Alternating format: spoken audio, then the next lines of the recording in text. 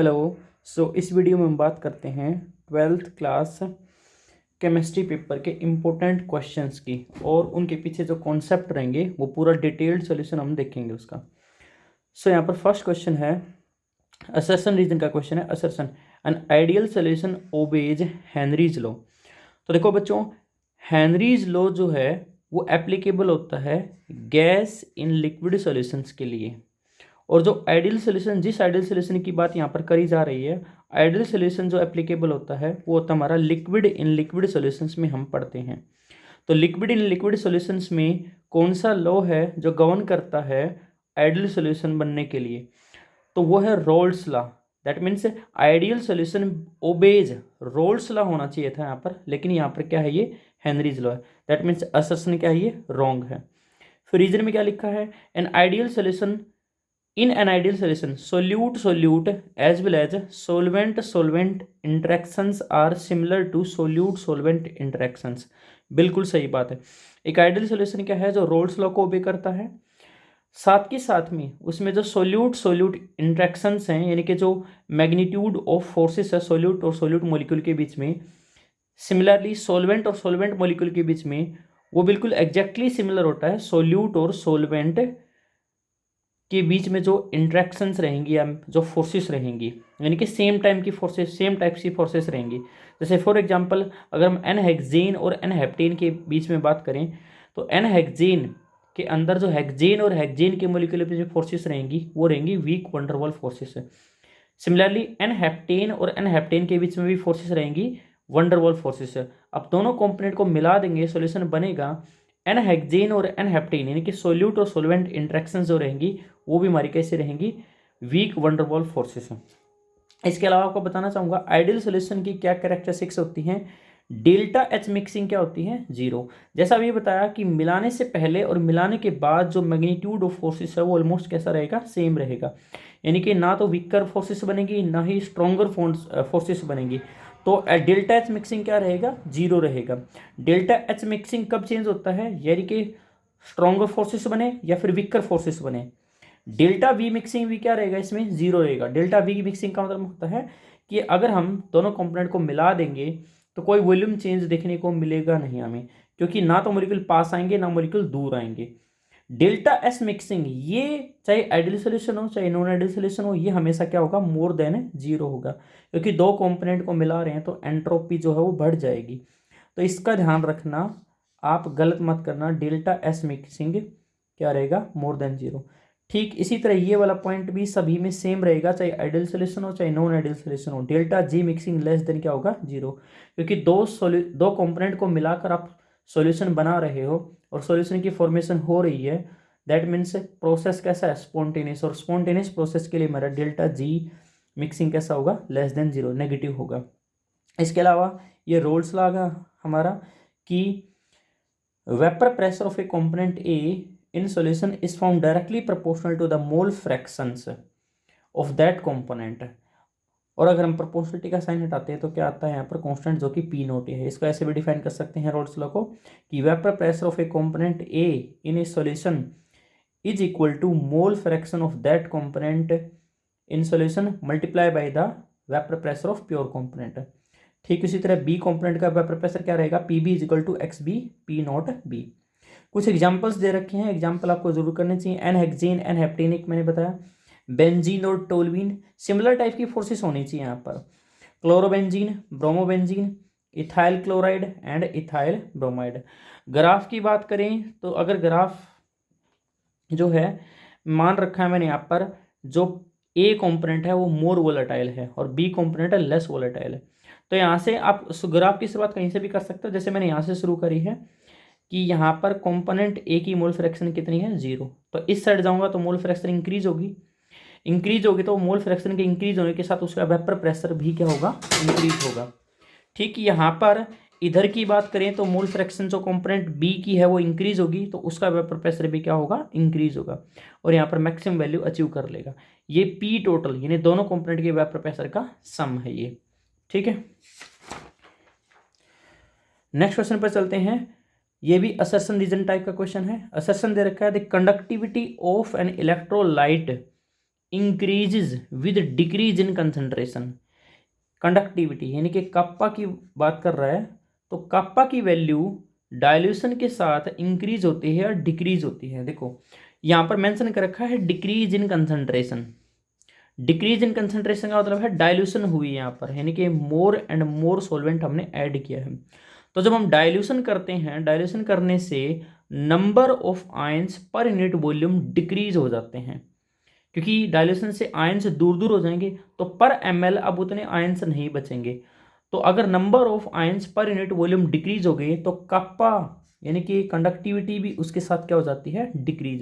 क्योंकि कप्पा की डेफिनेशन क्या है, कप्पा होता है number, it is the conductance due to the number of ions present per unit volume of the solution. तो अगर पर यूनिट वॉल्यूम सॉल्यूशन में आयंस कम हो गए तो कप्पा भी क्या हो जाएगा, कम हो जाएगा। यानी कि असर्शन बिल्कुल सही है। सॉरी, इंक्रीज वर्ड यूज किया है यहाँ पर, सही नहीं है, ये गलत है। इंक्रीज नहीं, डिक्रीज होगा ये, क्योंकि कंसंट्रेशन अगर डिक्रीज हुई है तो कप्पा भी क्या हो जाएगी, डिक्रीज हो जाएगी यहाँ पर। लेकिन वर्ड क्या यूज किया गया है, इंक्रीज। तो असर्शन रॉन्ग है हमारे यहाँ पर। रीजन देख लेते हैं। द नंबर ऑफ आयंस पर unit volume decrease on dilution, ये रीजन बिल्कुल सही दे रखा है। अभी मैंने बताया कि डायल्यूशन से आयंस जो है दूर दूर हो जाएंगे, सो नंबर ऑफ आयंस पर यूनिट वॉल्यूम क्या हो जाएंगे, डिक्रीज है। अब यहाँ पर इससे रिलेटेड और भी क्वेश्चंस बन सकते हैं, तो मैंने उनकी एक्सप्लेनेशन कर रखी है। अब देखो यहाँ पर 3 फैक्टर्स ले रखे हैं। एक है हमारा क्या है, कंडक्टेंस, एक कंडक्टिविटी, और एक क्या है, मोलर कंडक्टिविटी। ठीक है, दोनों टाइप के इलेक्ट्रोलाइट्स के लिए यहाँ पर एक्सप्लेनेशन दी गई है, वीक इलेक्ट्रोलाइट के लिए भी और स्ट्रॉन्ग इलेक्ट्रोलाइट के लिए भी। सो वीक इलेक्ट्रोलाइट में आपको पता होना चाहिए, वीक इलेक्ट्रोलाइट किसको बोलते हैं, ऐसे इलेक्ट्रोलाइट्स है जिनकी 100% डिसोसिएशन नहीं होती है, 100% आयनाइजेशन नहीं होती है।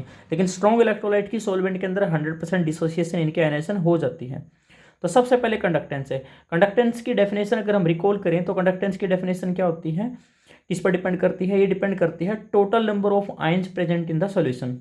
ठीक है, तो वीक इलेक्ट्रोलाइट के लिए जब हम डायल्यूशन करते हैं, यानी कि मोर सॉल्वेंट ऐड करते हैं, तो मोर सॉल्वेंट ऐड करने से क्या होता है, वीक इलेक्ट्रोलाइट में जो सॉल्वेंट का डायलेक्ट्रिक कांस्टेंट है उसका यूज करके इलेक्ट्रोलाइट और भी डिसोसिएट हो जाएगा, यानी कि नंबर ऑफ आयंस इंक्रीज होंगे जितनी बार डायल्यूशन करोगे आप। सो इसी वजह से ये क्या होती है, इंक्रीज। यानी कि वीक इलेक्ट्रोलाइट के लिए कंडक्टेंस क्या है, increases on dilution because new ions are formed due to the solvation effect है। जैसे मैंने कहा डायलेक्ट्रिक कांस्टेंट, जैसे वाटर का डायलेक्ट्रिक कांस्टेंट 80 होता है, तो वो 80 मैग्नीट्यूड से जो इंटरमोलिकुलर फोर्सेस है उनको वीक कर देगा, इसी को हम कहते हैं सोल्वेशन इफेक्ट। तो ये क्या होगी, इंक्रीज होगी, ध्यान रखना, इंक्रीज। स्ट्रॉन्ग इलेक्ट्रोलाइट के लिए भी इंक्रीज होती है, लेकिन रीजन अलग है। अब स्ट्रॉन्ग इलेक्ट्रोलाइट में डिग्री ऑफ डिसोसिएशन तो कितनी थी, 100% थी, यानी कि ऑलरेडी आयंस डिसोसिएटेड फॉर्म में थे। लेकिन फिर भी कैटायन और एनायन एक दूसरे को रिटार्ड कर रहे थे, एक दूसरे की मोशन को रिटार्ड कर रहे थे by inter ionic forces of attraction से। अब डायल्यूशन करते हैं तो डायल्यूशन से जो मैग्नीट्यूड है इंटर आयनिक इंट्रैक्शंस का वो क्या होगा, कम हो जाएगा, वो ब्रोक हो जाएंगी, ब्रोकन हो जाएंगी। इससे आयनिक मोबिलिटी बढ़ेगी तो कंडक्टेंस भी क्या होगी, इंक्रीज। तो आपने देखा कंडक्टेंस दोनों केसेस में इंक्रीज होती है, वीक इलेक्ट्रोलाइट में भी और स्ट्रॉन्ग इलेक्ट्रोलाइट में भी, लेकिन रीजन अलग अलग है। यहाँ पर वीक में इंक्रीज हुई सोल्वेशन इफेक्ट की वजह से, यानी कि न्यू आयंस फॉर्मेशन की वजह से, और यहाँ पर इंक्रीज हुई due to vanishing the inter ionic interactions, यानी कि इंटर आयनिक इंट्रैक्शंस के कम होने की वजह से। ठीक है, और अगर आपसे ये भी क्वेश्चन पूछ ले कि ज़्यादा कंडक्टेंस किसकी इंक्रीज होती है, देखो ज़्यादा कंडक्टेंस इंक्रीज होती है वीक इलेक्ट्रोलाइट, इनके ज़्यादा चेंज देखने को मिलता है वीक इलेक्ट्रोलाइट में। लेकिन ओवरऑल किसकी ज़्यादा होगी, हमेशा हमेशा किसकी ज़्यादा होगी, स्ट्रॉन्ग इलेक्ट्रोलाइट के लिए ज़्यादा होगी। आगे कंडक्टिविटी की बात करें, कप्पा जिसको स्पेसिफिक कंडक्टेंस भी बोलते हैं, ये क्या होगी, डिक्रीज होगी। क्यों, अभी एक्सप्लेन किया था, क्योंकि डायल्यूशन की वजह से नंबर ऑफ आयंस पर यूनिट वॉल्यूम डिक्रीज हो जाएंगे, चाहे वो वीक इलेक्ट्रोलाइट हो चाहे वो स्ट्रॉन्ग इलेक्ट्रोलाइट हो। तो दोनों के केसेस में रीजन भी सेम है। मोलर कंडक्टिविटी की बात करें तो दोनों के केसेस में ये भी इंक्रीज देखने को मिलेगी, क्योंकि मोलर कंडक्टिविटी अगर हमने रिकॉल करें तो मोलर कंडक्टिविटी होती है कप्पा इंटू वॉल्यूम, दो चीज़ों की मल्टीप्लिकेशन होती है। तो अभी देखा कप्पा तो डिक्रीज हो जाएगा, लेकिन वॉल्यूम क्या होता है, इंक्रीज हो जाएगा। अब देखना पड़ेगा डोमिनेटिंग फैक्टर कौन है, डोमिनेटिंग फैक्टर यहाँ पर कौन सा होता है, वॉल्यूम। यानी कि कप्पा इतना डिक्रीज नहीं होता कि वॉल्यूम उतना इंक्रीज हो जाता है। सो मोलर कंडक्टिविटी क्या होगी, increase, because volume of the solution increase which is the dominating factor. तो इसमें आपको ध्यान रखना है, अच्छा क्वेश्चन बन सकता है यहाँ से। नेक्स्ट हमारा ये क्वेश्चन है केमिकल काइनेटिक्स से, the unit of rate constant depends upon the. तो अगर आप रेट कांस्टेंट को देखोगे तो रेट कांस्टेंट क्या होता है, जब रेट लॉ एक्सप्रेशन लिखते हैं, so rate is equal to k concentration of reactant A and concentration of reactant B, कुछ पावर होंगी अल्फा एंड बीटा। ये जो पावर होती है अल्फा एंड बीटा, ये क्या होती हैं, ऑर्डर ऑफ द रिएक्शन होती हैं, जो कि प्योरली एक्सपेरिमेंटल डिटरमाइंड एंटिटीज हैं। तो ये हमारा के जो है रेट कांस्टेंट है। तो ये कब निकालते हैं, अगर मैंने concentration of A equal to concentration of B equal to 1, यानी कि 1 मोलर कंसंट्रेशन ले ली ईच रिएक्टेंट की, तब जाकर रेट जो है हमारी क्या हो जाएगी, K. So K is defined as it is the rate of reaction when concentration term of each reactant is a unity. तो अब देखते हैं, क्या रेट कांस्टेंट की यूनिट मोलिकुलरिटी पर डिपेंड करती है? नहीं, मोलिकुलरिटी तो क्या होती थी, number of reacting species colliding at once so that their collision result into product formation. तो वो मोलिकुलरिटी होती थी, जो कि एलिमेंट्री रिएक्शन के लिए तो वैलिड होती थी और कॉम्प्लेक्स रिएक्शन के लिए ओवरऑल मोलिकुलरिटी का मीनिंग नहीं होता था। बट रेट कांस्टेंट से उसका कुछ लेना देना नहीं है यूनिट से। फिर activation energy of reaction. Activation energy क्या होती थी, एक्टिवेशन एनर्जी होती थी it is the extra amount of energy supplied to the reacting molecule so that their value becomes equal to threshold energy. अब एक्टिवेशन एनर्जी ज़्यादा होती थी तो रेट ऑफ रिएक्शन कम होती थी, और एक्टिवेशन एनर्जी कम होती थी तो रेट ऑफ रिएक्शन ज़्यादा होती थी। बट एक्टिवेशन एनर्जी का as such rate constant unit से भी कोई लेना देना नहीं है। नेक्स्ट है ऑर्डर ऑफ रिएक्शन। यस, ये फैक्टर है जो रेट कांस्टेंट की यूनिट को डिफाइन करता है। अब आप इसमें ऑर्डर ऑफ रिएक्शन देकर रेट कांस्टेंट की यूनिट निकलवाई जा सकती है, या फिर कोई रेट कांस्टेंट देकर ऑर्डर पूछा जा सकता है। तो बच्चों आपको एक चीज़ याद रखनी है, nth ऑर्डर की रिएक्शन के लिए रेट कांस्टेंट का यूनिट का एक्सप्रेशन याद रखना है, जो कि क्या होता है, मोल 1 - n लीटर n-1, और टाइम का इन्वर्स होता है, टाइम मैंने सेकंड ले लिया तो सेकंड इन्वर्स रहेगा। तो जब भी आपसे जिस भी ऑर्डर की रिएक्शन की पूछे, मान लो 0 ऑर्डर की रिएक्शन की यूनिट पूछता है तो n की वैल्यू 0 पुट कर दोगे। एक और याद रखना चीज़ कि 0 ऑर्डर की रिएक्शन की रेट कांस्टेंट की यूनिट और रेट ऑफ रिएक्शन की यूनिट एक होती है, यानी कि मोल पर लीटर पर सेकंड सेम होती हैं। क्या टेम्परेचर ऑफ रिएक्शन पर डिपेंड करता है रेट कांस्टेंट की यूनिट? नहीं। देखो, दो अलग क्वेश्चन है, क्या टेम्परेचर पर रेट कांस्टेंट डिपेंड करता है? यस, ऑफ कोर्स डिपेंड करता है, लेकिन यहाँ पर यूनिट पूछा है, यूनिट नहीं डिपेंड करती है। ठीक है, वैसे टेम्परेचर को इंक्रीज करने से रेट कांस्टेंट की वैल्यू डबल और ट्रिपल हो जाती है, approximately 10 degree Celsius temperature rise देखने में, लेकिन यूनिट पर कोई इफेक्ट नहीं पड़ता है। ठीक है, नेक्स्ट क्वेश्चन इलेक्ट्रोकेमिस्ट्री से है, the amount of electricity required to produce 1 mole of zinc from ZnSO4। तो एक आसान सा क्वेश्चन है यहाँ पर। अब इसमें ZnSO4 में ऑक्सीडेशन स्टेट चेक कर लो आप, कितनी ऑक्सीडेशन स्टेट दे रखी है। तो ZnSO4 में जिंक की +2 ऑक्सीडेशन स्टेट है, तो इसका क्या होगा, रिडक्शन होगा। रिडक्शन होकर किस में जाएगा, Zn। तो कितने ऑक्सीडेशन स्टेट का चेंज आया, 2 का, यानी कि 2 इलेक्ट्रॉन। अब जितने इलेक्ट्रॉन उतने फेराडे कर दो, यानी कि 2 फेराडे आंसर आएगा हमारे पास। और अगर ये कूलाम में पूछे तो 1 फेराडे कितना होता है, 96500। इसी टाइप से आपसे और भी क्वेश्चन पूछ सकते हैं, जैसे कि H2O का अगर हम क्या करवाते हैं, रिडक्शन करवाते हैं या ऑक्सीडेशन करवाते हैं, तो कितने मोल इलेक्ट्रिसिटी लगेगी। तो H2O में देखो हाइड्रोजन कितने हैं ऑक्सीडेशन स्टेट में, +1, और ऑक्सीजन कितने में है, -2। मान लो 1 मोल O2 बनाना है, तो O2 में ऑक्सीडेशन स्टेट कितनी होती है, 0। तो यहाँ पर -2 से किस में गया, ये 0 में गया। तो एक एटम के लिए 2 का चेंज आया। अब यहाँ पर 2 एटम है, देखो 2 एटम के लिए 4 इलेक्ट्रॉन का लगेगा, यानी कि 4 इलेक्ट्रॉन का लॉस होगा। तो याद रखना 4 फेराडे इलेक्ट्रिसिटी लगती है 1 मोल O2 प्रोडक्शन के लिए 1 मोल वाटर से। लेकिन 1 मोल H2 का पूछ लेता तो ध्यान रखना इसमें +1 ऑक्सीडेशन स्टेट है, तो H2 में कितने हो जाएगी, 0।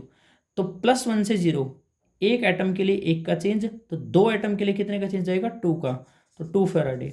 यानी कि वाटर का ऑक्सीडेशन करके 1 मोल O2 प्रोड्यूस करने के लिए तो 4 फेराडे, और वाटर का रिडक्शन करके 1 मोल H2 प्रोड्यूस करने के लिए 2 फेराडे इलेक्ट्रिसिटी लगती है।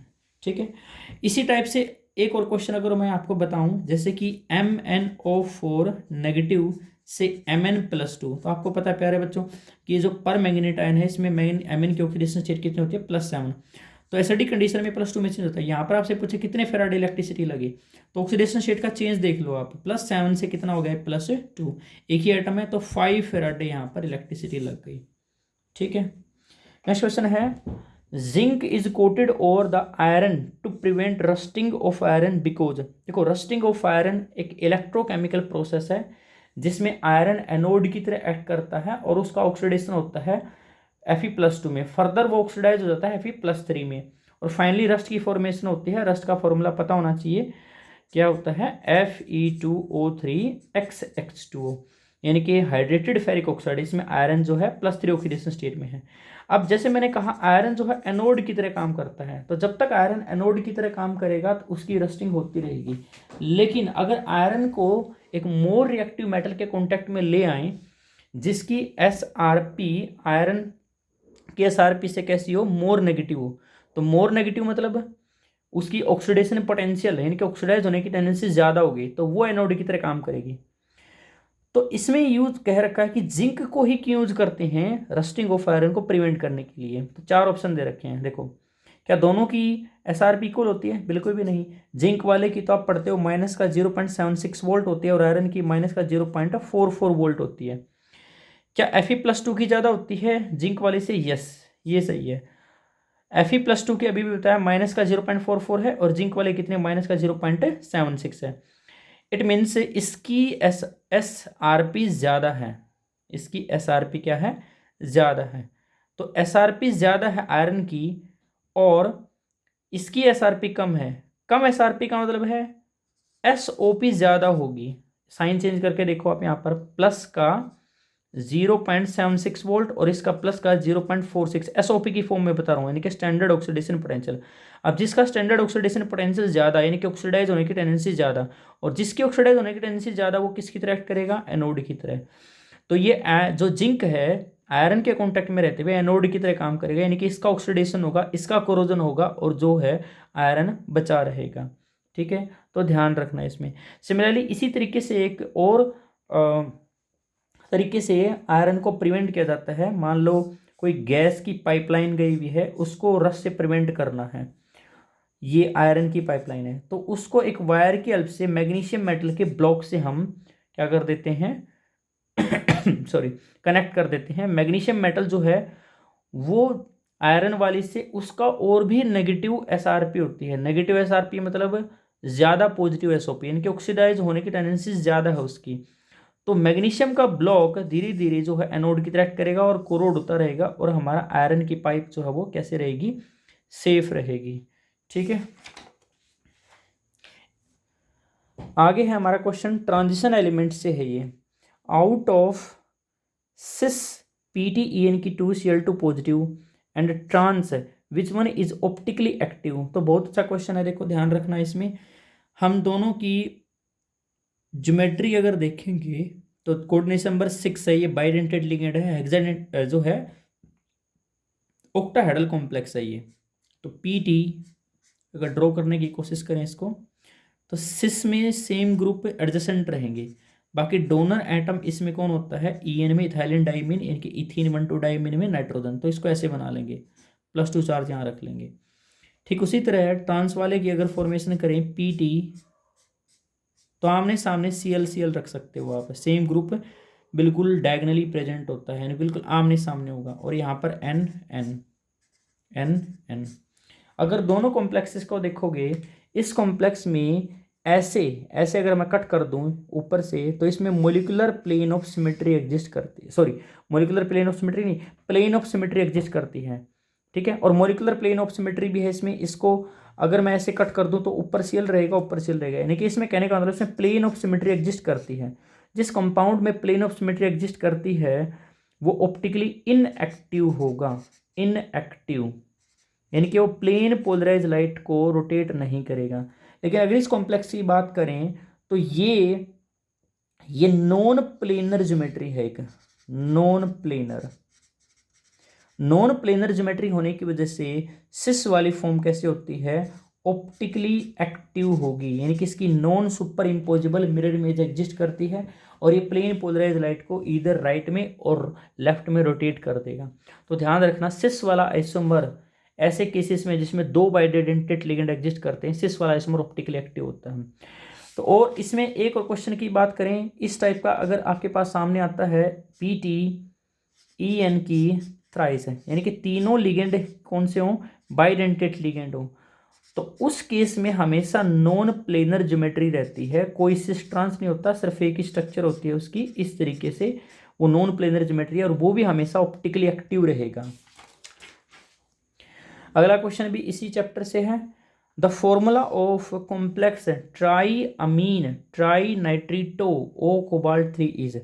अब जब भी कॉम्प्लेक्स का नाम दिया हो और फॉर्मूला बनाना हो तो मेटल से शुरुआत करनी है, यानी कि सबसे पहले हमारे पास क्या है, कोबाल्ट, ठीक है।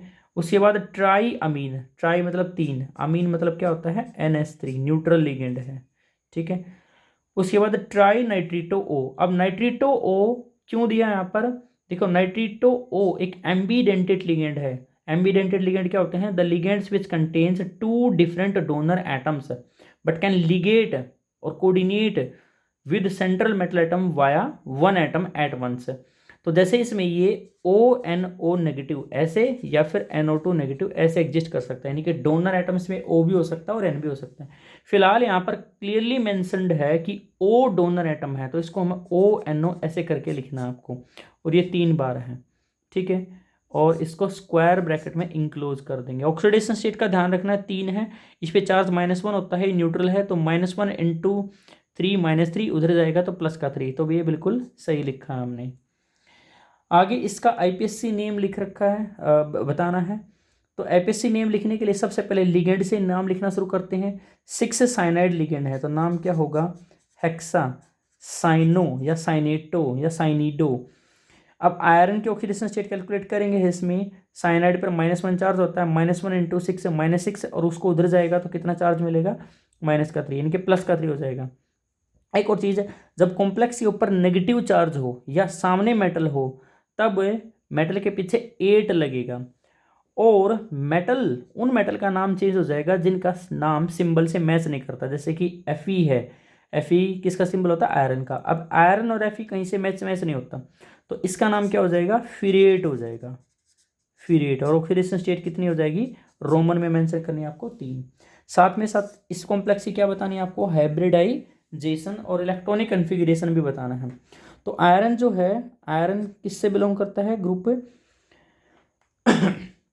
आयरन जो 3D सीरीज का एलिमेंट है, तो ग्रुप नंबर देखेंगे इसमें सेकेंडियम, टाइटेनियम, वेनेडियम, क्रोमियम, मैग्नीज और फिर आयरन, यानी कि ग्रुप नंबर 3, 4, 5, 6, 7, 8, ग्रुप नंबर 8 से बिलोंग करता है। 8 वैलेंस इलेक्ट्रॉन इसमें, तो 3d6 4s2। अब आयरन +3 है तो 2 इलेक्ट्रॉन कहाँ से निकल जाएंगे, S से, पहले S से निकालने आपको हमेशा, फिर D से, यानी कि Fe+3 का इलेक्ट्रॉनिक कन्फिगरेशन क्या बच जाएगा, 3d5 रहेगा, और 4s कितना रहेगा, 0। अब इसमें Cn नेगेटिव कैसा लिगेंड है, स्ट्रॉन्ग फील्ड लिगेंड है, आपको स्पेक्ट्रोकेमिकल सीरीज याद होनी चाहिए, स्ट्रॉन्ग फील्ड लिगेंड है, तो इलेक्ट्रॉन की पेयरिंग करवा देगा ये, यानी कि जो D वाले आपको इलेक्ट्रॉन दिख रहे हैं 1 2 3 4 5, इनको पेयर अप करवा देगा, इसको यहाँ पर और इसको यहाँ पर। तो कैसा दिखेगा ये, आपको इस तरीके से दिखेगा ये 1 2 3 4 5 इस तरीके से। तो कौन से एटॉमिक ऑर्बिटल हाइब्रिडाइजेशन में शामिल होंगे, 3D वाले, यानी कि 2 तो अंदर D वाले, फिर एक S वाला और 3 P वाले, यानी कि हाइब्रिडाइजेशन क्या होगी, D2sp3 हाइब्रिडाइजेशन होगी, ऑक्टा सिमेट्री होगी। अब इसमें एक अनपेड इलेक्ट्रॉन स्टिल रहेगा, क्योंकि 5 है उसको तो पेड नहीं कर सकते हम, तो ये एक अनपेड इलेक्ट्रॉन होने की वजह से कैसा हो जाएगा, पैरामैग्नेटिक कॉम्प्लेक्स हो जाएगा। इनर ऑर्बिटल कॉम्प्लेक्स रहेगा या आउटर ऑर्बिटल कॉम्प्लेक्स, तो ये इनर ऑर्बिटल कॉम्प्लेक्स है, क्योंकि इसमें अंदर के D ऑर्बिटल यूज करे हैं। इस क्वेश्चन में एक और चीज पूछी गई, इलेक्ट्रॉनिक कन्फिगरेशन। ये इलेक्ट्रॉनिक कन्फिगरेशन जो है ये CFT के भी हाफ पर पूछा गया है, तो CFT के भी हाफ पर हम इलेक्ट्रॉनिक कन्फिगरेशन कैसे लिखते हैं, हमारे पास क्या था, D5 कन्फिगरेशन था, तो 2 हिस्सों में स्प्लिट हो जाएगा, कौन से, ऊपर रहेगा Eg, नीचे क्या रहेगा, T2g रहेगा। तो स्ट्रॉन्ग फील्ड लिगेंड पेयरिंग करवाएगा इलेक्ट्रॉन की, जैसा अभी आपको बताया, तो पेयरिंग कहाँ होगी, नीचे हो जाएगी 1 2 3 4 5, इनके कन्फिगरेशन क्या होगा, T2g कितना रहेगा 5 और Eg कितना रहेगा, इसमें 0 रहेगा। फिर what is difference between an ambidentate ligand and a chelating ligand, तो ये भी अच्छा क्वेश्चन है। एम्बीडेंटेड लिगेंड अभी बताया था, the ligand which contain two different donor atom but it is monodentate ligand, that means only one atom is allowed to coordinate with central metal atom, जैसे कि साइनाइड लिगेंड, थायोसाइनाइड लिगेंड, ठीक है। और हमारे पास अभी एक और लिगेंड बताया था ONO लिगेंड्स, ठीक है ना। लेकिन चिलेटिंग लिगेंड्स क्या होते हैं? Chelating ligands are the bidentate और पॉलीडेंटेट लिगेंड्स है, that means they have more than one donor atom, एक से ज़्यादा डोनर एटम अगर वहाँ पर प्रेजेंट हैं, they coordinate with central metal atom with 2 or more donor sites and form 5 or 6 membered stable complex, ringed complex है, उसको क्या बोलेंगे? चिलेटिंग या किलेटिंग, और उस इफेक्ट को क्या कहा जाता है? किलेशन इफेक्ट है। जैसे कि फॉर एग्जांपल अभी एक क्वेश्चन आया था PTEN की थ्राइस 2 पॉजिटिव, तो यहाँ पर अगर इसकी PT के साथ इसकी बॉन्डिंग देखेंगे हम इस तरीके से, ये स्टेबल जो है कॉम्प्लेक्स रिंग कॉम्प्लेक्स बन जाएगा। 5 या 6 मेंबर्ड की रिंग बनती है, और 5 मेंबर्ड की रिंग ज़्यादा स्टेबल होती है अगर वो एरोमेटिक नहीं है तो, ठीक है। एरोमेटिक के केस में 6 मेंबर्ड की रिंग होती है, तो उसको सिलेटिंग इफेक्ट बोलते हैं। नेक्स्ट हमारा अमीन वाले चैप्टर से क्वेश्चन है, आउट ऑफ एक ट्राई मिथाइल अमीन दे रखी है और एक डाई मिथाइल अमीन दे रखा है, कौन बेसिक है एक्वस सॉल्यूशन में? तो ये एक बहुत अच्छा क्वेश्चन है। इसमें आपको बच्चों ध्यान रखना है कि मीडियम क्या दे रखा है, मीडियम जो दे रखा है उसके बिहाफ पर आप आंसर करना है। क्या है? अगर आपसे कहे कि गैसियस सॉल्यूशन है, गैसियस सॉल्यूशन, तो गैसियस सॉल्यूशन में प्लस आई इफेक्ट डोमिनेट करेगा, यानी कि जो अल्काइल ग्रुप है, अल्काइल ग्रुप का प्लस आई इफेक्ट नाइट्रोजन पर लोन पेयर की अवेलेबिलिटी को बढ़ाएगा, इलेक्ट्रॉन डेंसिटी को बढ़ाएगा, तो वो मोर बेसिक बना देगा। तो गैसियस सॉल्यूशन अगर दे रखा है तो सबसे ज़्यादा टर्सरी अमीन, फिर सेकेंडरी अमीन, और फिर हमारी कौन होती है? प्राइमरी अमीन, और सबसे लास्ट में कौन आ जाएगा? अमोनिया खुद आ जाएगा। लेकिन अगर आपको एक्वस सॉल्यूशन में कहे, एक्वस सॉल्यूशन में भी आपको ध्यान रखना है, अगर अल्काइल ग्रुप हमारा क्या है? स्मॉलर अल्काइल ग्रुप है, जैसे कि CH3, सिर्फ CH3 के लिए एप्लीकेबल है ये। CH3 के केस में आपको छोटा अल्काइल ग्रुप है तो नंबर भी छोटा, यानी कि सेकेंडरी, प्राइमरी और फिर टर्सरी, 213 से याद रखना आपको। ऐसा क्यों है? यहाँ पर सेकेंडरी में एक्वस सॉल्यूशन में 3 फैक्टर मेनली प्रेजेंट होते हैं यहाँ पर, एक इंडक्टिव इफेक्ट होता है, एक हाइड्रोजन बॉन्डिंग होता है, और जैसे किसी अमीन को ले लेते हैं, जैसे कि ये होगी हमारे पास है CH3NH2, तो जैसे एक्वस सॉल्यूशन में जाएगा, एक्वस सॉल्यूशन में इसका एक तो क्या लग रहा है? इंडक्टिव इफेक्ट लग रहा है, एक ये वाटर के साथ हाइड्रोजन बॉन्डिंग बनाएगी, और एक ये जब H+ एक्सेप्ट कर लेगी आयन, H+ एक्सेप्ट करने के बाद फिर से इंडक्टिव इफेक्ट लगेगा इसका, जो कि उस कैटायन को स्टेबलाइज करेगा। अब छोटे अल्काइल ग्रुप में हाइड्रोजन बॉन्डिंग डोमिनेटिंग फैक्टर रहता है as compare to inductive effect. तो प्राइमरी और टर्सरी में से प्राइमरी मीन जो है ज़्यादा बेसिक होती है टर्सरी की बजाय, इसलिए ऐसा ऑर्डर आता है। रीजन भी पूछ लेता हूँ आपसे। तो फिलहाल जैसे यहाँ पर छोटा अल्काइल ग्रुप है, एक कौन से मीन है? टर्सरी है, और एक कौन से मीन है? ये सेकेंडरी है। तो कौन ज़्यादा होगा यहाँ पर? सेकेंडरी मीन ज़्यादा होगी, बेसिक है।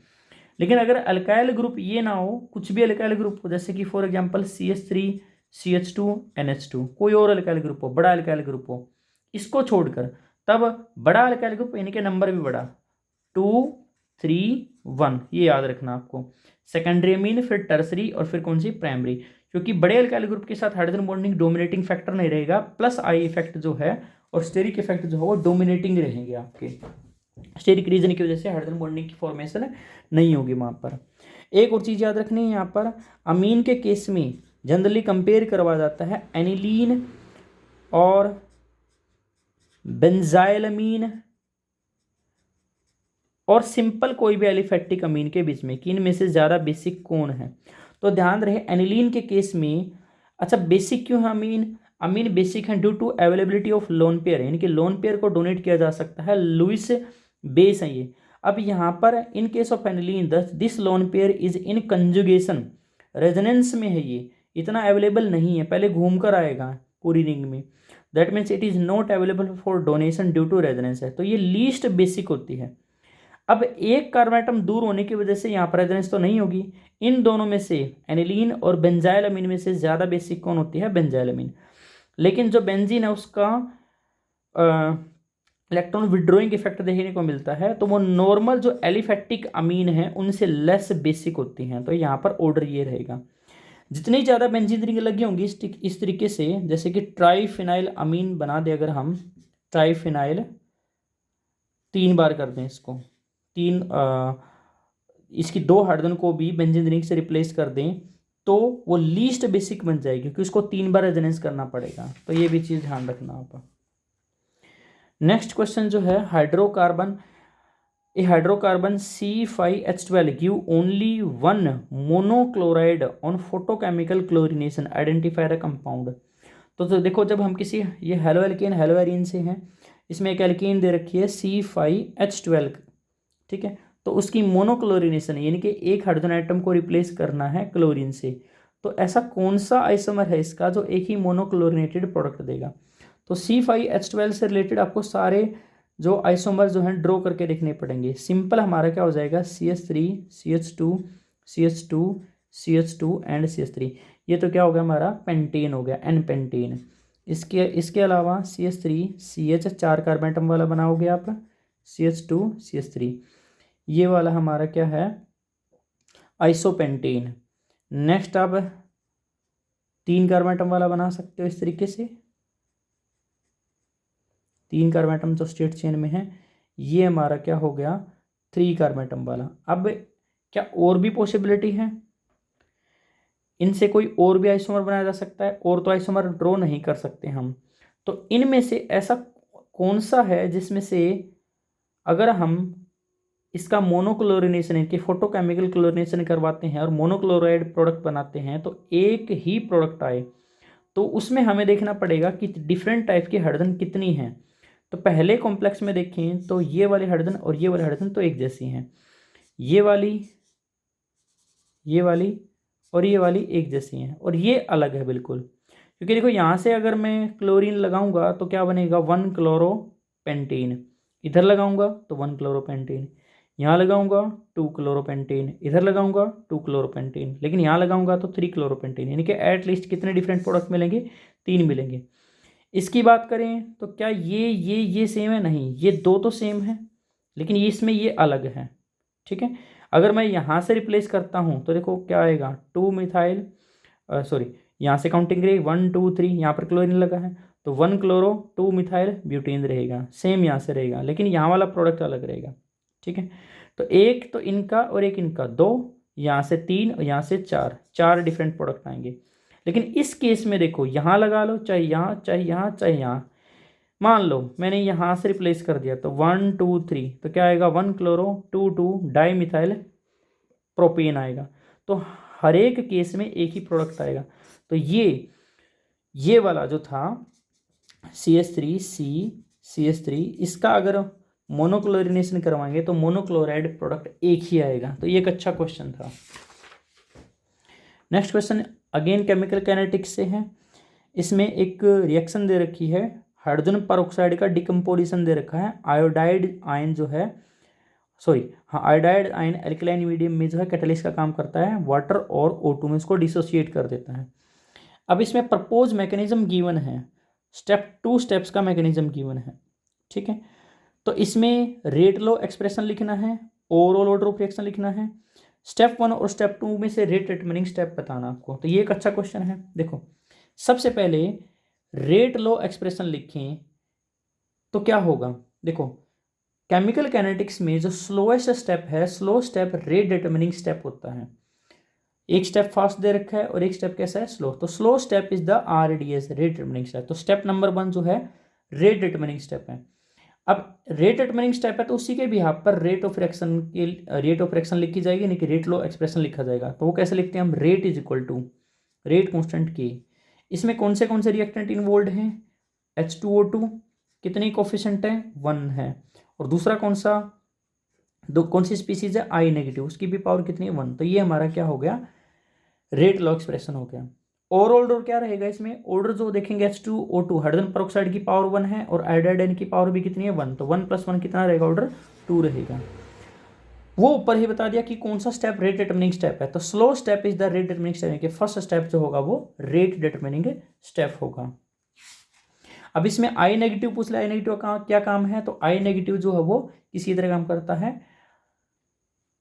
कैटलिस्ट की तरह काम करता है। और अगर इसमें इंटरमीडिएट पूछ ले, इंटरमीडिएट क्या होता है, इंटरमीडिएट जो ना रिएक्टेंट है ना प्रोडक्ट है, तो जो ये आईओ नेगेटिव आयन है ओरल रिएक्शन में देखोगे तो कहीं पर प्रेजेंट नहीं है, तो आईओ नेगेटिव आयन किसका काम करता है, इंटरमीडिएट का। एक और क्वेश्चन पूछा जा सकता है कि एक कॉम्प्लेक्स रिएक्शन एलिमेंट्री रिएक्शन है, देखो कॉम्प्लेक्स रिएक्शन एक से ज्यादा स्टेप में कंप्लीट होती है और एलिमेंट्री रिएक्शन एक ही स्टेप में कंप्लीट होती है, तो ये कैसी रिएक्शन है, कॉम्प्लेक्स रिएक्शन है। तो क्या कॉम्प्लेक्स रिएक्शन के लिए ओरल रिएक्शन के लिए मोलिकुलरिटी का कोई मीनिंग है, नो, मोलिकुलरिटी का कोई भी मीनिंग नहीं होता है। नेक्स्ट क्वेश्चन ऑर्गेनिक केमिस्ट्री से, an aromatic compound A with molecular formula C7H7ON, कोई एरोमेटिक कंपाउंड दे रखा है ए, उसकी कई सारी रिएक्शंस शो कर रखी है यहाँ पर। तो सबसे पहले उसकी Br2 पोटासियम हाइड्रोक्साइड के साथ रिएक्शन कर रखी है, आप देख सकते हो।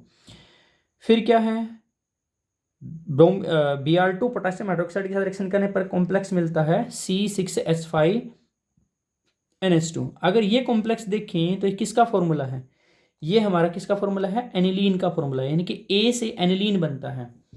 अब आप इन दोनों कॉम्प्लेक्सेस को देखो ध्यान से, यहाँ पर ऑक्सीजन प्रेजेंट है और यहाँ पर ऑक्सीजन प्रेजेंट नहीं है, यानी कि ऑक्सीजन गायब है, यहाँ से ऑक्सीजन हट गई है, ठीक है। और एक कार्बन एटम भी घटा हुआ है, यहाँ पर 7 कार्बन एटम है और यहाँ पर कितने कार्बन एटम है, 6 कार्बन एटम्स हैं। तो ऐसा कौन सी रिएक्शन में होता है जिसमें एक कार्बन एटम सॉरी घटकर हमारा प्रोडक्ट बनता है, और वो कौन सा फंक्शनल ग्रुप है जो NH2 में चेंज होता है, तो आप इसमें नेम रिएक्शन याद करो, हॉफमैन ब्रोमोमाइड डिग्रेडेशन रिएक्शन। तो ये जो 7 कार्बन एटम वाला है, तो ये दैट मस्ट बी बेंजीनामाइड, C≡NH2, आप चेक कर सकते हो कार्बन एटम और हाइड्रोजन एटम को जोड़कर, तो ये बेंजीनामाइड है। तो बेंजीनामाइड की जब हॉफमैन ब्रोमोमाइड डिग्रेडेशन करवाते हैं पोटासियम हाइड्रोक्साइड के साथ, तो ये वाला जो CO ट्रिक क्या बताते हैं, ये CO को उड़ा दो यहाँ से, तो CO को उड़ जाएगा तो क्या बचेगा हमारे पास, एनिलीन की फॉर्मेशन होगी, NH2 की फॉर्मेशन होगी।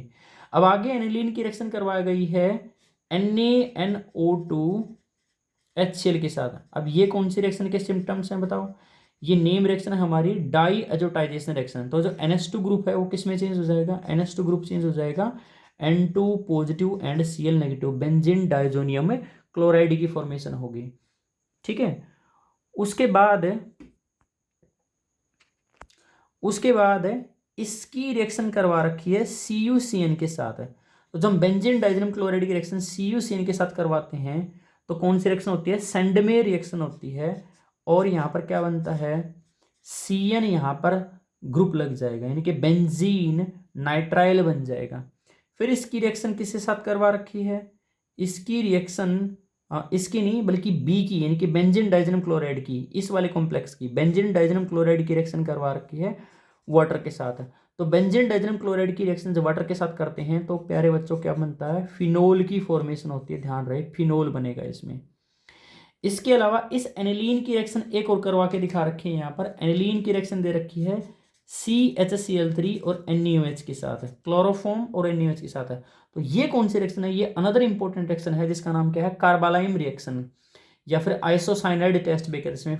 इसमें क्या बनता है, एनिलीन जो है किस में चेंज हो जाएगी, बेंजीन आइसोनाइट्राइल में, बेंजीन आइसोनाइट्राइल में आइसोसाइनाइड की फॉर्मेशन होती है। केवल प्राइमरी एलिफेटिक और एरोमेटिक अमीन देते हैं इस रिएक्शन को, और बड़ी ही गंदी सी बदबू आती है, फोल स्मेल आती है इसमें, ध्यान रखना फोल स्मेल, ठीक है।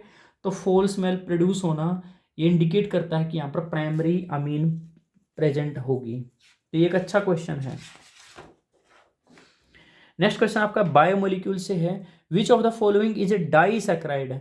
तो प्यारे बच्चों डाइसैकेराइड, तो डाइसैकेराइड क्या है, disaccharide are those carbohydrates whose hydrolysis produce या which hydrolysis gives 2 moles of monosaccharide, 2 monosaccharide मिलेंगे आपको। तो सबसे पहले मोनोसेक्राइड कौन से हैं? मोनोसेक्राइड में glucose, fructose, mannose, galactose, ribose, deoxyribose, ये जो होते हैं हमारे मोनोसेक्राइड हैं। डाइसेक्राइड में कौन हमारे पास? ग्लूकोज, फ्रक्टोज, सॉरी ये तो मोनोसेक्राइड बताया अभी। डाइसेक्राइड के हमारे कौन है? सुक्रोज, माल्टोज, लैक्टोज, ये हमारे डाइसेक्राइड होते हैं। तो ग्लूकोज तो कैसा हो गया हमारा? मोनोसेक्राइड हो गया। स्टार्च हमारा कैसा होता है? स्टार्च, सेलुलोज, ये पॉलीसेक्राइड होते हैं। स्टार्च, सेलुलोज, ग्लाइकोजन, ये कैसे हमारे? पॉलीसेक्राइड हैं। तो कौन बचा हमारे पास? लैक्टोज बचा, जिसको मिल्क शुगर भी बोलते हो। अब यहाँ पर मैंने एडिशनल इंफॉर्मेशन डाल रखी है, देखो ग्लूकोज, ग्लूकोज जो है मोनोसेक्राइड है। ग्लूकोज का दूसरा नाम क्या है? डेक्सट्रोज भी बोलते हैं। क्यों बोलते हैं डेक्सट्रोज? पूछ ले एग्जाम में आपसे, because it is dextrorotatory in nature. Dextrorotatory होती है, 52.5 डिग्री स्पेसिफिक रोटेशन होती है इसकी। इसके अलावा आपके mannose, galactose, fructose, allose, ribose, glyceraldehyde, erythrose, threose, two deoxyribose. Two deoxyribose जो है हमारी किसकी शुगर है? डीएनए की शुगर है, या राइबोज आरएनए की शुगर है। ये सब क्या है? मोनोसेक्राइड है। फ्रुक्टोज को फ्रूट शुगर भी बोलते हैं और लीवोलूज भी बोलते हैं इसको। लीवोलॉस क्यों बोलते हैं? क्योंकि ये फ्रक्टोज जो है लीवो रोटेटरी होती है, प्लेन पोलराइज लाइट को लेफ्ट की तरफ रोटेट करती है। सबसे जो सिंपलेस्ट मोनोसेक्राइड है वो कौन सी होती है? डी ग्लिसरल्डिहाइड होती है। अब ये डी क्यों है? क्योंकि देखो ये कायरल कार्बेंटम है, इस कायरल कार्बेंटम पर OH कौन सी साइड में है? राइट साइड में है, तो उसको क्या बोलेंगे? डी फॉर्म बोलेंगे इसको, ठीक है। अच्छा, और कौन सी शुगर है हमारे पास? पेंटोज शुगर, पेंटोज यानी कि डी राइबोज, डीएनए की जो और आरएनए की जो शुगर है, डी राइबोज आरएनए की शुगर है, और 2-डीऑक्सी राइबोज जो है डीएनए की शुगर है, वो पेंटोज शुगर है, ठीक है। 5 कार्बन एटम उसमें इन्वॉल्व रहते हैं। हेक्सोज, हेक्सोज मतलब है 6 कार्बन एटम जिसमें इन्वॉल्व रहे, वो क्या है हमारे? डी ग्लूकोज और डी ग्लैक्टोज। वैसे डी ग्लूकोज और डी ग्लैक्टोज क्या है? एक दूसरे के C4 एपीमर्स हैं, ठीक है। और एल्डोहेक्सोज, ये एल्डोहेक्सोज, एल्डो मतलब है इसमें एल्डिहाइड ग्रुप प्रेजेंट है, CHO ग्रुप है। हेक्स मतलब 6 एटम्स, 6 कार्बन एटम प्रेजेंट है। और ओज जो होता है किसी भी कार्बोहाइड्रेट के लिए क्या होता है? सफिक्स होता है। डी फ्रक्टोज की बात करें तो कीटोहेक्सोज है। तो पूछ सकता है इनमें which of the following sugar is ketohexose या एल्डोहेक्सोज? कीटो मतलब इसमें कीटो ग्रुप प्रेजेंट है, तो ये भी आपको ध्यान रखना है। यहाँ पर डाइसेक्राइड के बारे में बता रखा है। डाइसेक्राइड, डाइसेक्राइड में सबसे पहले मेरे पास कौन सा आता है? शुगर आता है। ध्यान रहे सारी मोनोसेक्राइड रिड्यूसिंग होती हैं और सारी डाइसेक्राइड भी रिड्यूसिंग होती हैं एक्सेप्ट सुक्रोज। सुक्रोज जो होते हैं नॉन रिड्यूसिंग शुगर है। नॉन रिड्यूसिंग शुगर का मतलब है वो म्यूटा रोटेशन शो नहीं करेगी, टोलेंस रिएजेंट फेलिंग सॉल्यूशन किसी के साथ भी वो पॉजिटिव टेस्ट नहीं देगी।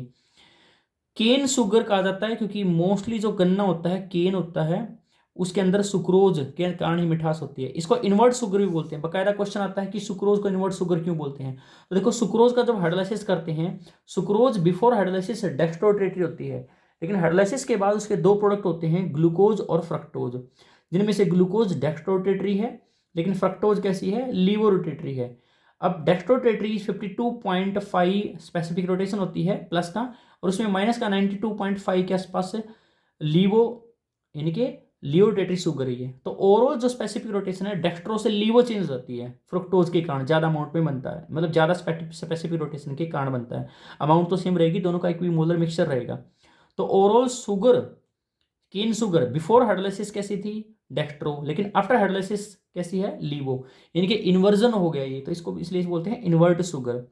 अब पेपर में आपसे पूछ सकता है कि भाई ये कौन सी 2 यूनिट प्रेजेंट है और किस तरीके से जुड़ी होती है। देखो इसमें अल्फा डी ग्लूकोज होती है और बीटा डी फ्रुक्टोज होती है, वो C1C2 ग्लाइकोसिडिक लिंकेज से जुड़ी होती हैं, जिसको अल्फा बीटा ग्लाइकोसिडिक लिंकेज भी होती है। ये रिड्यूसिंग साइड से जुड़ी होती है, इसलिए नॉन रिड्यूसिंग शुगर है। माल्टोज, माल्टोज जो होती है माल्ट शुगर कहलाती है। इसमें दोनों यूनिट कौन से होती हैं? ग्लूकोज की होती हैं, और दोनों ही अल्फा डी ग्लूकोज, ठीक है, alpha D glucose. Maltose A for alpha, तो alpha D glucose, alpha D glucose किस टाइप की लिंकेज होती है? C1C4 linkage. ध्यान रहे केवल C1C2 लिंकेज सुक्रोज में होती है, बाकी चाहे कोई पॉलीसैकेराइड हो कोई डाइसैकेराइड हो, सब में C1C4 ग्लाइकोसिडिक लिंकेज रहती है। लैक्टोज को मिल्क शुगर बोलते हैं, ठीक है, रिड्यूसिंग शुगर है ये। ऊपर वाली शुगर भी रिड्यूसिंग थी, reducing sugar Tollens reagent Fehling solution सबके साथ रिएक्शन करेंगे, ध्यान रहे। अब लैक्टोज, लैक्टोज बिट्टा शुगर होती है, यानी कि बिट्टा ग्लैक्टोज और बिट्टा ग्लूकोज के C1C4 ग्लाइकोसिडिक के लिंकेज से जुड़ी होती है। रेफिनोज और स्टैचिरोज पूछ ले तो आने तो नहीं चाहिए, लेकिन फिर भी रेफिनोज जो है ट्राइसैकेराइड है और स्टैचिरोज जो है वो टेट्रासैकेराइड है।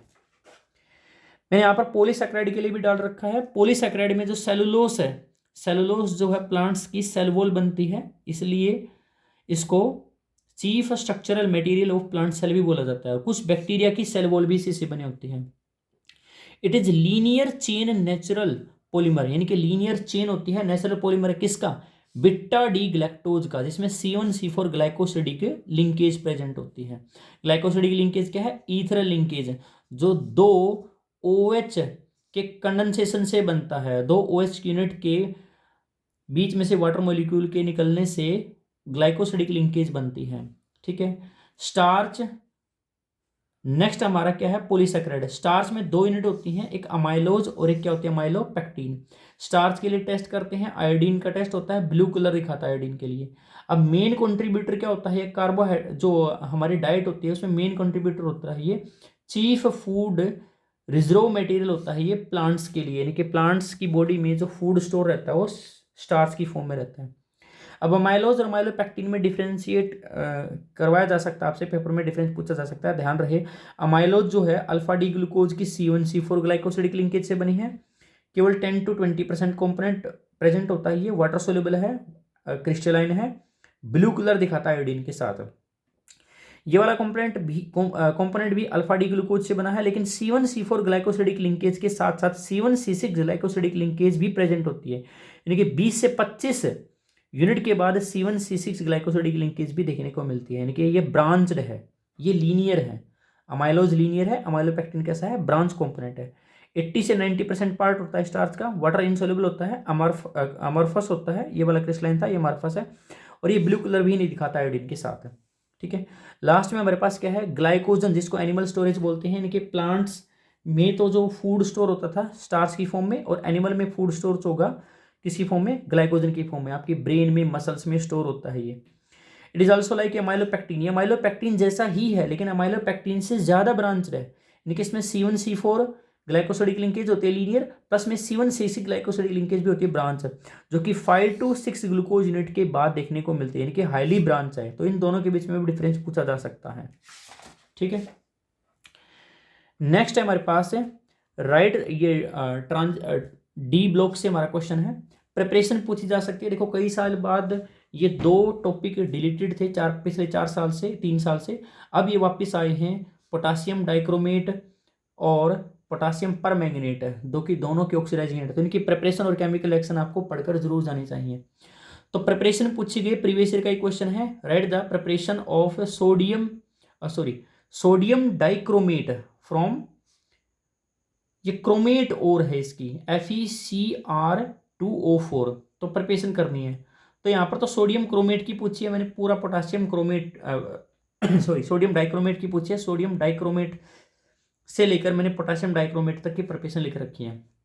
तो सबसे पहले हमारे पास ओर होती है, ये ओर, इसको फेरोक्रोम और भी बोलते हैं, क्रोमाइट और भी बोलते हैं। ठीक है।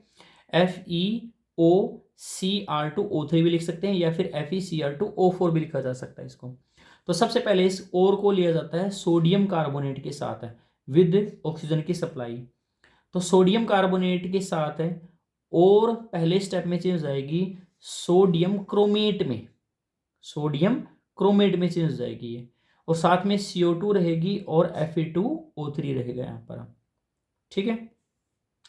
उसके बाद जो सोडियम क्रोमेट है Na2CrO4, उसको कॉन्सेंट्रेटेड सल्फ्यूरिक एसिड के साथ रिएक्शन करवाई जाती है, ये इसको फर्दर चेंज कर देगा सोडियम डाइक्रोमेट में, यानी कि सोडियम क्रोमेट से डाइक्रोमेट है।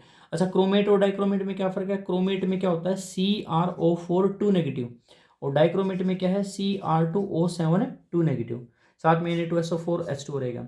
और लास्ट में सोडियम डाइक्रोमेट की रिएक्शन KCl पोटासियम क्लोराइड के साथ करवाते हैं, यहाँ पर हेलो इनका मेटल्स का एक्सचेंज होता है, तो पोटासियम डाइक्रोमेट फाइनली हमारा बन जाता है।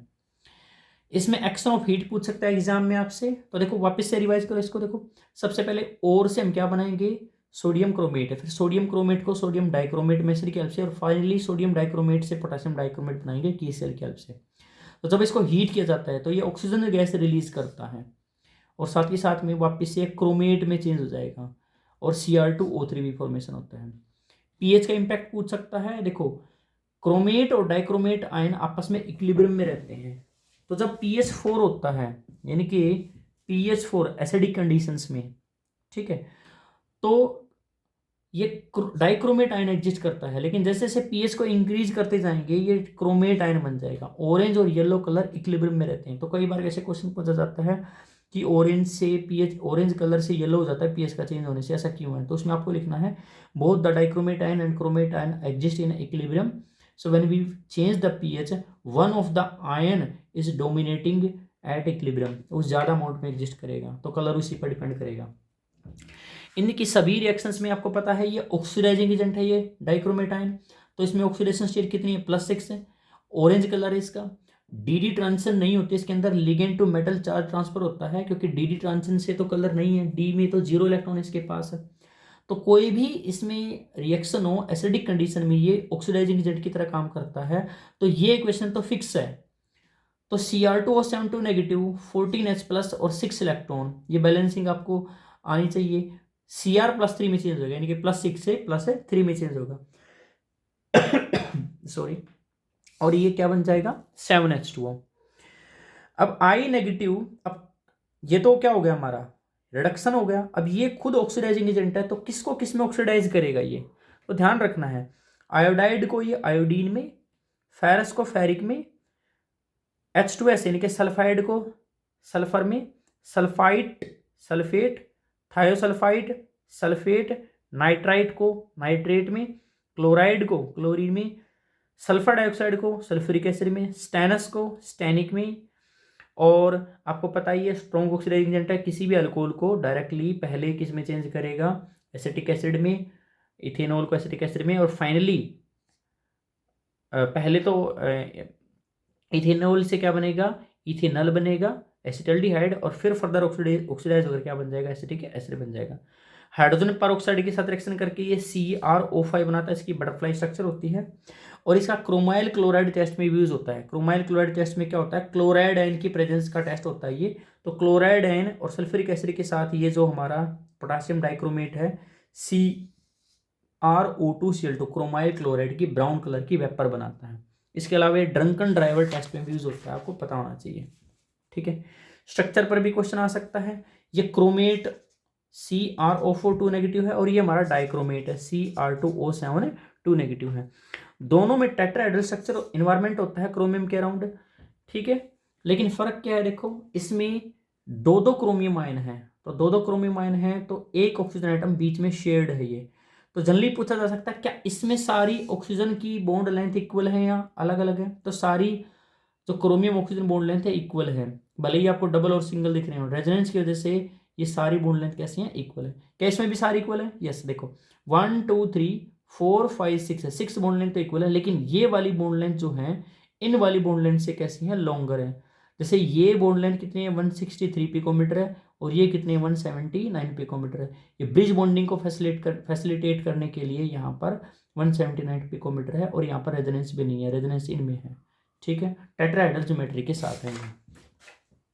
दूसरा हमारा कॉम्प्लेक्स क्या है? पोटासियम में, पोटासियम पर मैंगनेट है, वो पोटासियम डाइक्रोमेट था। तो पोटासियम पर मैंगनेट की और का नाम क्या है? MnO2, यानी कि पायरोलुसाइट बोलते हैं इसको, मैंगनीज डाइऑक्साइड। तो इसमें भी 2 या 3 स्टेप्स की रिएक्शन है। जैसे पहले स्टेप में पायरोलुसाइट और को पर मैंगनेट मैंगनेट आयन में चेंज करेंगे, पर मैंगनेट आयन है कि MnO4 2 नेगेटिव में, ठीक है। सबसे पहले में इसमें चेंज करेंगे। तो इनमें से जो भी मेथड आपको कन्वीनियंट लगे, आपको याद हो रहा है, उनमें से कोई एक पकड़ लोगे। यानी कि MnO2 प्लस में पोटासियम हाइड्रोक्साइड और O2, बेसिकली ऑक्सीडेशन करवाना है। तो MnO2 से क्या हो जाएगा? K2MnO4 प्लस में ये जो साइड प्रोडक्ट रहेगा वाटर रहेगा।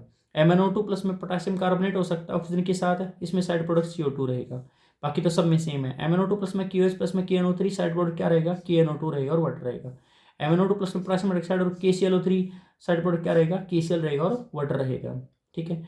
तो पहले स्टेप में हमने MnO2 को किस में चेंज करवा लिया? K2MnO4 में, पोटासियम मैंगनेट में चेंज करवा लिया। अब पोटासियम मैंगनेट यानी कि मैंगनेट आयन से हम एसिडिक कंडीशन में पर मैंगनेट में भी जा सकते हैं। जैसे मैंने कहा था पिछले इससे पहले वाले में जो क्रोमेट और डाइक्रोमेट हैं वो इक्विलिब्रियम में एग्जिस्ट करते हैं, ठीक यहाँ पर मैग्नेट और परमैंगनेट भी इक्विलिब्रियम में एग्जिस्ट करते हैं।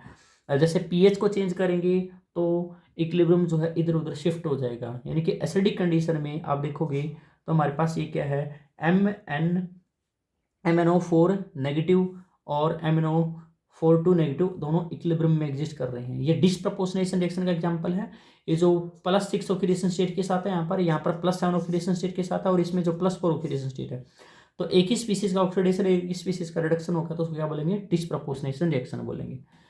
इसके अलावा इस परमैंगनेट आयन को बनाने के लिए मैग्नेट आयन से CO2 की हेल्प ली जा सकती है, यानी कि मैग्नेट आयन प्लस में CO2 परमैंगनेट में चेंज होगा, साथ में पायरोलोसाइड रहेगी, ठीक है। इसके अलावा क्लोरीन का यूज़ कर सकते हैं, साइड प्रोडक्ट KCl रहेगा, या ओजोन का भी यूज़ किया जा सकता है, KOH साइड प्रोडक्ट रहेगा, और O2। इलेक्ट्रोलाइटिक ऑक्सीडेशन भी करवा सकते हैं। इलेक्ट्रोलाइटिक ऑक्सीडेशन करवाएंगे तो एनोड पर ऑक्सीडेशन होगा, लॉस ऑफ इलेक्ट्रॉन के +6 से ये +7 में चेंज आएगा। लैब में प्रिपेयर करने के लिए मेथड जो है Mn+2 की रिएक्शन करवाई जाती है पर ऑक्सो डाइसल्फेट आयन से, ठीक है, H2O8 नेगेटिव आयन से वाटर की प्रेजेंस में, तो ये MnO4 नेगेटिव बन जाएगा, और ये जो H2O8 नेगेटिव है ये सल्फेट आयन में चला जाएगा, और साथ में H+ आयन रहेगा। अब इसमें भी आपको एक चीज़ याद रखनी है कि ये ऑक्सीडाइजिंग नेचर का है, ये तीनों ही मीडियम में ऑक्सीडाइजिंग एजेंट की तरह काम कर सकता है, यानी कि एसिडिक कंडीशन में भी, न्यूट्रल में भी, और बेसिक कंडीशन में भी, और तीनों में ही ये अलग अलग स्पीसीज में चेंज होगा, उसका ध्यान रखना आपने। सबसे पहले एसिडिक मीडियम में तो +7 से एसिडिक मीडियम में +2 में जाएगा ये। न्यूट्रल या फेंट बेसिक मीडियम है तो MnO2 में चेंज होगा, जिसमें ऑक्सीडेशन स्टेट कितनी है, +4, और अगर बेसिक मीडियम है तो +7 में, सॉरी +6 में। तो यहाँ पर अगर आप, मैंने शॉर्ट लिख रखी है ANB, यानी कि Mn जो है +7 से, A फॉर एसिडिक मीडियम में किस में जाएगा, +2 में, N न्यूट्रल मीडियम में +4 में, और बेसिक मीडियम में किस में जाएगा, +6 में। 2 का चेंज आ रहा है, आपको देख सकते हो। ओवरऑल चेंज देखोगे तो एसिडिक मीडियम में कितना रहेगा, 5 का चेंज रहेगा, न्यूट्रल मीडियम में कितने का चेंज रहेगा, 3 का, और इसमें सिर्फ 1 का चेंज रहेगा। तो इक्विवेलेंट वेट अगर आपसे किसी में पूछ ले तो जो मोलर मास है KMnO4 का कितना होता है, 158 होता है, तो उसमें n फैक्टर से डिवाइड कर दोगे। n फैक्टर क्या है, चेंज इन ऑक्सीडेशन स्टेट है। मान लो आपसे पूछता है कि भाई न्यूट्रल मीडियम के अंदर इक्विवेलेंट वेट क्या रहेगा, तो 158 डिवाइड बाई चेंज कितने का है, +7 से +4 यानी कि 3 से डिवाइड कर दोगे, 158/3 आ जाएगा, ठीक है। और वेरी इंपॉर्टेंट चीज़ है, नॉर्मली जो एसिडिक मीडियम है MnO4 नेगेटिव किस में चेंज होता है, Mn+2 में। Normally acidic medium, acidic condition में उसको एज ऑक्सीडाइजिंग एजेंट हम यूज करते हैं, और एसिडिक मीडियम के अंदर जो चेंज रहेगा H2S का सल्फर में, जो पहले वाले में बताया था सेम चेंज है। ऑक्जिलेट आयन का CO2 में, आयोडाइड का आयोडीन में, हैलाइड का H2 में, X2 में, Fe+2 का, फेरस का फेरिक में था, स्टेनस का स्टेनिक में था।